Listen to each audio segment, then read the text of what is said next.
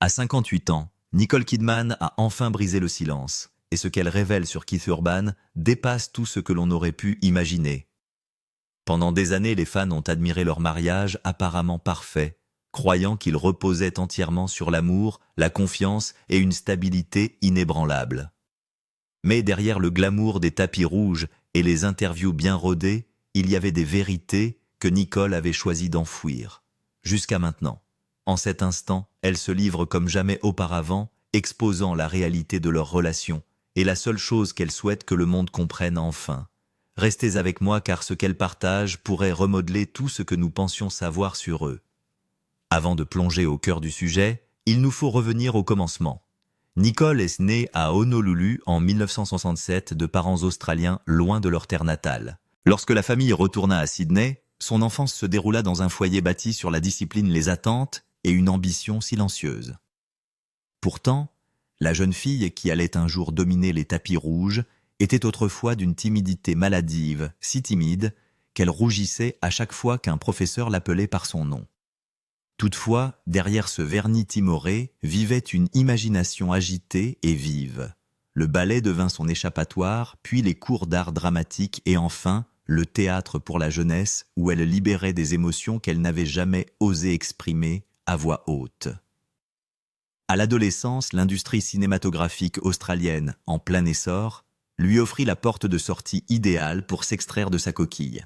Elle la franchit avec une assurance saisissante, décrochant ses premiers rôles, qui laissaient présager un avenir extraordinaire. En 1980, le gant des BMX Bandits la rendit instantanément reconnaissable. Mais même alors, les réalisateurs sentaient quelque chose de plus profond, une intensité émotionnelle suggérant qu'elle était destinée à bien plus que des films d'aventure légers. À la fin des années 1980, Hollywood lui ouvrit ses portes, et avec ce nouveau chapitre arriva Tom Cruise, son premier grand amour, et avec le temps, son premier chagrin d'amour profond. Ils se marièrent en 1990, devenant un power couple, éblouissant et surexposé, dont le monde ne pouvait détourner le regard. Pourtant, sous les paillettes, leur vie commune était striée de tensions. La scientologie, pilier central du monde de Tom, créa un fossé silencieux mais lourd entre eux. Lorsque leur mariage s'effondra en 2001, Nicole ne perdit pas seulement un partenaire, elle fut involontairement poussée vers un exil émotionnel vis-à-vis de leurs enfants adoptifs, Isabella et Connor. Ses proches décriront plus tard cette dévastation comme insupportable, comme si la maternité lui avait été arrachée de la manière la plus silencieuse et douloureuse qui soit. Pour quelqu'un qui aspirait à un foyer aimant et ancré, la perte laissa une marque qui ne s'effacerait jamais totalement. C'est peut-être pour cela que lorsqu'elle croisa finalement le chemin de Keith Urban, elle s'accrocha fermement à la possibilité de reconstruire la famille dont elle avait tant rêvé. Keith Urban, le musicien tourmenté et romantique blessé, est également né en 1967 à Whangarei, en Nouvelle-Zélande, avant que sa famille ne s'installe dans le Queensland. Même petit garçon, il portait en lui une tempête intérieure, un mélange de rébellion et d'une vulnérabilité douloureuse. Son père Bob tenait une modeste épicerie, mais nourrissait une passion profonde pour la musique country, un son bien éloigné de l'atmosphère suburbaine australienne. Il plaça une guitare entre les mains de Keith avant même que le garçon ne soit assez grand pour la tenir correctement, et dès 6 ans, Keith jouait devant des foules. La musique country, avec ses histoires de perte de désir et de survie, devint sa voix bien avant qu'il ne comprenne comment articuler ses émotions. Mais le talent ne le protégea pas des épreuves. Son enfance fut marquée par des difficultés financières et des tensions, un environnement qui a peut-être allumé sa quête permanente de sécurité et d'appartenance. Adolescent, il jouait partout où l'on voulait bien de lui, bars, concours de talent, festivals, de petites villes, façonnant non seulement son son, mais aussi son personnage d'outsider ténébreux avec une touche rock. L'école n'avait aucun sens pour lui. La musique était la seule vérité en laquelle il avait confiance. Mais ce rêve portait ses ombres. Dès la vingtaine, l'addiction commença à s'installer. Le succès ne calma pas le chaos, il l'amplifia. Lorsqu'il déménagea à Nashville, au début des années 90, il arriva affamé, talentueux et en pleine dérive. Des années d'efforts acharnés finirent par payer lorsque son premier album américain, en 1999, le propulsa au rang de star. Soudain, il était l'enfant chéri de la country cheveux en bataille et talent, de guitariste électrisant, et une voix qui résonnait comme une confession. Mais sous les projecteurs se trouvait un homme terrifié à l'idée de perdre le contrôle entrant et sortant de cures de désintoxication, alors que la célébrité resserrait son étau sur lui. Au moment où il croisa le chemin de Nicole en 2005, tous deux portaient des blessures invisibles. Nicole émergeait des décombres de son mariage fraîchement couronné d'un Oscar, mais souffrant du manque de stabilité d'une vraie famille. Keith vivait son rêve, mais hanté par l'addiction et la peur que tout puisse s'effondrer. En surface, ils venèrent de mondes opposés, l'élégance hollywoodienne et le cran de Nashville. Pourtant, au fond, ils reconnurent la même fragilité et le même désir chez l'autre.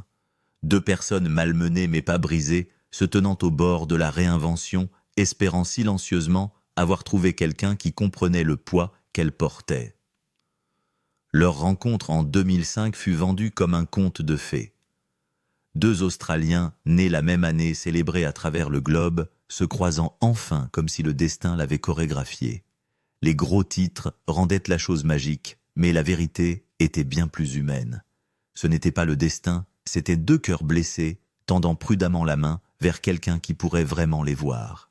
Ils se rencontrèrent pour la première fois au Gala G-Day USA à Los Angeles, une soirée honorant les Australiens, marquant Hollywood de leur empreinte.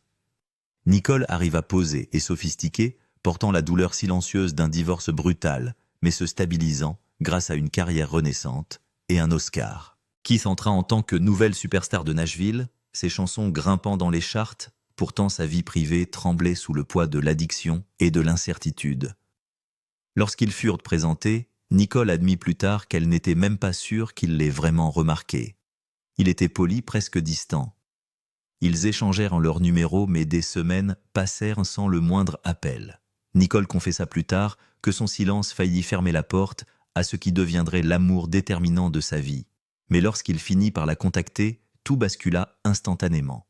Leur connexion s'approfondit rapidement. En mai, on les voyait ensemble, et à la fin de l'année, elle l'appelait ouvertement « l'homme qui l'avait fait chavirer ».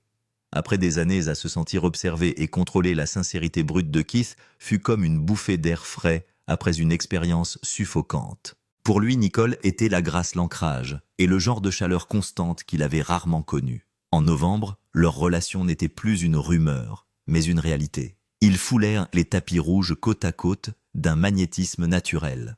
Le monde adorait cette image, deux stars australiennes loin de chez elles, se trouvant on ne sait comment dans le chaos de la célébrité américaine.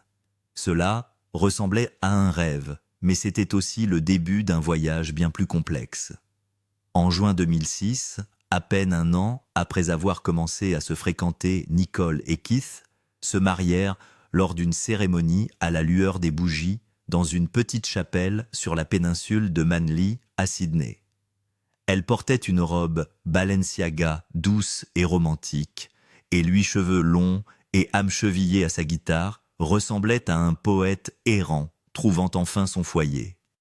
La liste des invités était étincelante, pourtant le moment semblait étrangement intime. On raconte que Nicole remonta l'allée en retenant ses larmes, et plus tard Keith chanta pour elle comme si le reste du monde avait disparu.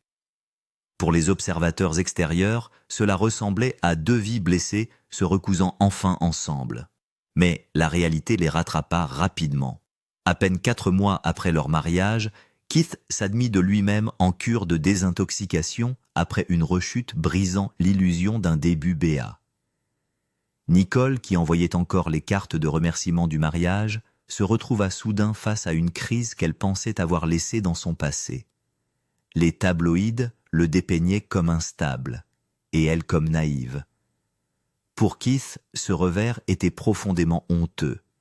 Il s'était promis d'être plus fort pour elle, et pourtant, elle resta silencieusement inébranlable. Elle lui rendit visite, le protégea, refusa de l'abandonner, comme la vie l'avait autrefois abandonné. Plus tard, il dirait qu'elle l'a sauvé. Mais les proches du couple savaient que c'était plus complexe. Nicole avait perdu la chance de réparer son premier mariage, et elle était désormais déterminée à ne pas en perdre un autre. Sa loyauté devint la colonne vertébrale de leurs premières années ensemble, à la fois une force et un poids qu'aucun d'eux ne comprenait pleinement à l'époque. Malgré leurs débuts rocailleux, Nicole et Keith façonnèrent de bientôt une image publique d'amour stable et durable. Elle continua d'alterner entre grandes épopées et drames intimes, tandis qu'il se hissait au sommet de la musique country, collectionnant les Grammy et jouant dans des arènes combles. Dans les interviews, elle parlait de lui comme de l'homme qui avait ravivé son esprit. Il la remerciait souvent à travers ses larmes lors des discours de remise de prix. Mais loin des caméras, la vie était moins fluide. Ses tournées le gardaient sur la route pendant des mois, tandis que les tournages de Nicole l'emmenaient souvent loin de la maison. Ils établirent des règles, pas de longues séparations, une communication constante, mais leur carrière ne coopérait pas toujours. Nicole portant toujours la douleur de la perte du quotidien avec Isabella, et Connor s'accrochait fermement à son idée de la famille. Lorsque leurs filles Sunday Rose et Faith Margaret arrivèrent en 2008 et 2010, elle embrassa la maternité avec ferveur. Keith aimait ses enfants, pourtant l'attraction de la scène et le chaos des voyages constants créaient des tensions. Malgré tout, le couple projetait l'unité. Aux yeux du monde, il semblait être l'exemple rare d'un amour s'épanouissant sous la célébrité. Des photos à l'aéroport de Nicole tenant leur fille, tandis que Keith suivait avec les bagages, renforçaient l'histoire d'une famille déterminée à rester ensemble, peu importe la distance. Avec le temps, l'image parfaite commença à se fissurer sous le poids de la vie réelle. Le combat continu de Keith pour la sobriété ne relâcha jamais totalement son emprise, et le désir de stabilité de Nicole glissait parfois vers un besoin de contrôle. Des amis chuchotaient que leurs rythmes émotionnels n'étaient jamais tout à fait synchronisés. Pourtant, le couple allait de l'avant déterminé à protéger le conte de fées auquel le monde croyait. Leur relation avait toujours évolué rapidement. Tomber amoureux, se marier en moins d'1 an, affronter la cure de désintoxication presque immédiatement. Ce rythme effréné laissait peu de place au travail plus calme de la construction de fondations. Pendant près de 20 ans, ils parvinrent à se présenter comme le musicien réformé et son ancre dévouée. Mais le tourbillon qui les avait réunis portait aussi les graines d'un éventuel chagrin. Leur romance avait toujours existé dans un espace délicat entre espoir et performance. Au moment d'atteindre leur 10e anniversaire, ils avaient traversé plus de tempêtes que la plupart des couples n'en affrontent en une vie. Pourtant, la pression de paraître incassable ne faiblit jamais. Des rumeurs de tension commencèrent à faire surface au milieu des années 2000, des conflits sur les emplois du temps, les soirées tardives et même l'intensité de Nicole. Ils niant toujours les spéculations arrivant bras dessus bras dessous aux événements et insistant sur le fait que leur lien était inébranlable. Mais les fissures restent rarement cachées. Leurs proches disaient que Nicole se lassait de porter le fardeau émotionnel des luttes de Keith. Elle l'aimait, mais l'inquiétude constante l'usait. Keith, quant à lui, s'agaçait d'être vu comme celui qui avait besoin d'être sauvé. Il voulait être son partenaire, pas sa responsabilité. Leur connexion se nourrissait de contradictions, sa stabilité contre sa volatilité, sa discipline contre sa vulnérabilité. Mais ce qui les avait autrefois attirés l'un vers l'autre devint lentement une source silencieuse d'épuisement. Le monde voyait de la résilience. En privé, ils se battaient pour tenir bon. Élever leur fille ajouta une autre division subtile. Nicole, façonnée par sa propre histoire douloureuse avec la maternité, penchait vers la structure et la protection. Keith embrassait la spontanéité, préférant être le parent qui rendait tout plus léger. Aucune approche n'était mauvaise, mais le contraste creusa la distance entre eux. À l'aube des années 2020, des doutes silencieux commencèrent à encercler leur mariage. Les tabloïds prétendaient qu'ils s'éloignaient, se disputaient, passaient trop de temps séparés. Chaque fois qu'un gros titre apparaissait, ils le contraient par un front uni inséré sur les tapis rouges, sourire doux, en interview, assurance répétée que tout allait bien. La déclaration calme de Nicole, « Nous n'avons jamais été aussi forts », devint son bouclier. Mais sous ces démentis polis, gisait une vérité plus fragile. Keith naviguait toujours dans sa sobriété. Bien qu'il n'ait jamais rechuté aussi durement qu'autrefois, la peur de la rechute s'accrochait à leur mariage comme une ombre. Nicole le surveillait de près, parfois trop de près. Sa vigilance, née de l'amour, devint une source silencieuse de tension. Pour Keith, être constamment évalué même gentiment semblait étouffant. Pour Nicole, endosser cette responsabilité année après année la vidait. Elle voulait un partenaire, pas une autre personne à protéger de l'effondrement.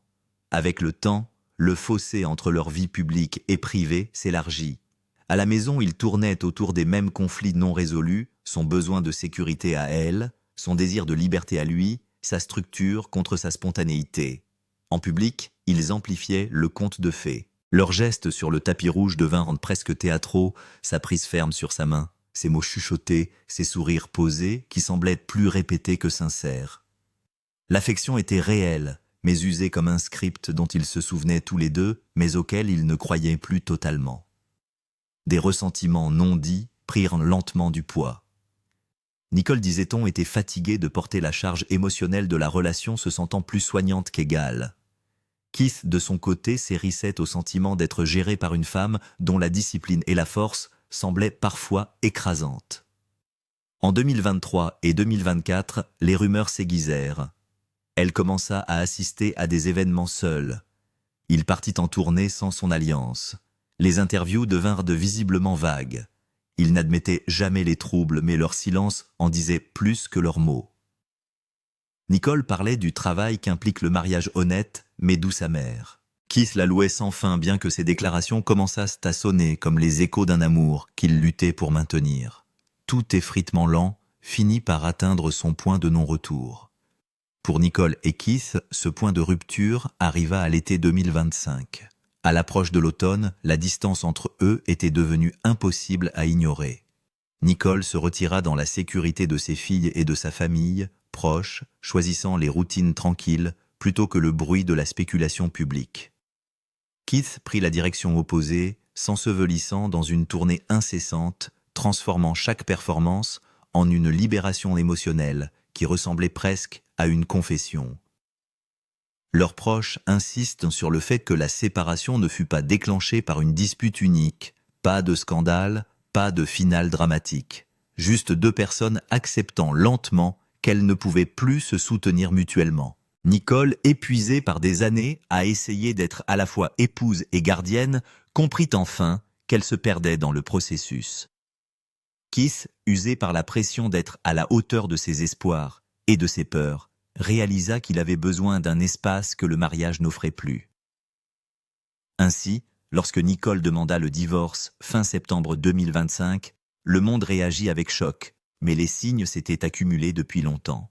Près de 2 décennies d'amour, de rétablissement et de batailles partagées les avaient menés à ce point de rupture silencieux. L'expression juridique « différent, irréconciliable » semblait bien trop petite pour ce qu'ils avaient enduré. Elle déposa sa demande dans le comté de Davidson, dans le Tennessee, l'endroit qu'ils appelaient autrefois leur maison. Les documents étaient simples, presque sobres, pourtant ils marquaient la fin d'un long chapitre. Après 19 ans ensemble et 2 filles, elle choisit de partir pour préserver ce qu'il restait de sa propre paix. Des amis disent qu'elle a lutté avec cette décision pendant des mois, essayant d'équilibrer la stabilité de ses enfants avec la réalité de sa propre fatigue émotionnelle. Nicole demanda la garde résidentielle principale Keith, partageant toujours les décisions concernant l'avenir des filles. Aucun des deux ne demanda de pension alimentaire pour époux ou pour enfants, un clin d'œil discret à l'indépendance qu'ils avaient maintenue en coulisses. Sa demande était calme, mesurée et intentionnelle. La réponse de Keith, cependant, portait une énergie différente, moins contrôlée, plus exposée, laissant entrevoir la profonde blessure qu'il avait retenue alors que leur lien autrefois incassable cédait finalement. Quelques jours après que le divorce fut rendu public, Keith apparut sans son alliance, une annonce silencieuse qui parlait plus fort que n'importe quel communiqué. Mais ce fut son retour sur scène en Pennsylvanie qui révéla véritablement le séisme émotionnel sous la surface. Ce qui n'aurait dû être qu'une autre étape de sa tournée devint quelque chose de bien plus vulnérable, une soirée où il laissa le public être témoin de l'effritement d'une histoire d'amour de près de 20 ans. Il monta sur scène sans l'anneau qu'il avait porté pendant presque la moitié de sa vie, un geste que les fans captèrent immédiatement. La performance qui suivit oscilla entre colère-chagrin et une nostalgie douloureuse qu'il ne pouvait pas tout à fait cacher. Le moment le plus discordant survint pendant « You'll think of me ». Au lieu de la phrase familière « Take your space and take your reasons », « Prends ton espace et prends tes raisons », il asséna une nouvelle version « Take your unreasonable reasons », prennent des raisons déraisonnables. L'amertume dans sa voix ne laissait aucun doute sur le fait que c'était personnel, un écho pointu des fractures qui avaient déchiré le mariage. Mais la fureur ne dura pas. Plus tard, pendant Heart Like a Hometown, les écrans derrière lui se remplirent d'images de lui et de ses filles. Deux adolescentes prises au milieu d'un changement qu'aucun parent ne pouvait arrêter. C'était un rappel tendre, presque douloureux, que même si leur mariage s'effondrait, les racines familiales tenaient toujours. Les fans remarquèrent aussi qu'il manquait quelque chose. The Fighter, son tube de 2016 longtemps associé à Nicole, ne figurait nulle part dans la liste des morceaux. Son absence semblait intentionnelle, comme s'il réécrivait lentement la bande-son de leur histoire commune. Entre les chansons, il dérivait vers des souvenirs de son enfance, comment ses parents l'avaient poussé à poursuivre la musique, comment le rêve avait commencé bien avant la gloire ou le chagrin. Dans ces moments calmes, on aurait dit qu'il essayait de se stabiliser, rappelant à tout le monde, et peut-être surtout à lui-même le garçon qu'il était autrefois, avant que la vie ne devienne compliquée. La spirale émotionnelle ne s'arrêta pas au changement de parole. Des rumeurs circulaient déjà sur sa proximité grandissante avec sa guitariste Maggie Bay, dont l'absence au concert de ce soir-là ne fit qu'alimenter davantage les murmures. Des clips viraux de lui chantant des paroles modifiées à son attention lors de concerts précédents refirent surface en ligne, jetant une longue ombre sur la performance. Combiné à ses coupes pointues dans la liste des chansons, tout cela approfondissait le sentiment que quelque chose de bien plus enchevêtré se passait en coulisses. Dès le lendemain matin, le divorce et ses éclats sur scène avaient envahi tous les gros titres des tabloïds. Les médias dépeignirent Nicole comme la femme qui avait finalement atteint son point de rupture, tandis que Kiss était présenté comme une âme blessée, s'effilochant sous le poids de ses vieilles batailles. Les fans se divisèrent en camps, analysant chaque parole qu'il changeait et chaque expression qu'elle arborait en public. Nicole avait déposé sa demande discrètement, espérant contenir le chaos. Au lieu de cela, la performance dramatique de Kiss la ramena sous un projecteur qu'elle avait tenté de fuir. Quelques semaines plus tard, elle apparut à un festival de cinéma sans sa bague. Elle était gracieuse contrôlée, mais il y avait une douceur dans ses yeux qui laissait deviner à quel point le moment la blessait profondément. Pour elle, le cœur de tout cela était la famille. Perdre la proximité quotidienne avec Isabella et Connor après son mariage avec Tom Cruise avait laissé des cicatrices dont elle ne parlait jamais vraiment. Elle refusait de laisser l'histoire se répéter. Les documents juridiques rendaient ses intentions indubitables. Sunday et Faith vivraient principalement avec elle, leur offrant une stabilité au milieu du bouleversement. Keith accepta non par indifférence, mais parce que sa vie de tournée rendait la constance presque impossible. Ses proches dirent que la décision le brisa silencieusement. Il adore ses filles, mais l'amour ne pouvait défaire les contraintes pratiques. Dans les semaines qui suivirent, Nicole se retira dans la sécurité de la maternité et du travail. Les paparazzis la capturèrent à Nashville, tenant ses filles tout contre elle. Son expression calme, pourtant protectrice, la survie par la concentration. Keith, quant à lui, chercha refuge là où il l'avait toujours fait, la scène. Ses concerts devinrent des exorcismes émotionnels, mi-spectacle, mi-confession. Les fans décrivirent des moments où il pleurait ouvertement au milieu d'une chanson, le chagrin indéniable. Sa vulnérabilité attira la foule plus près, mais elle révéla aussi la douloureuse vérité de la raison pour laquelle Nicole avait choisi de finalement lâcher prise.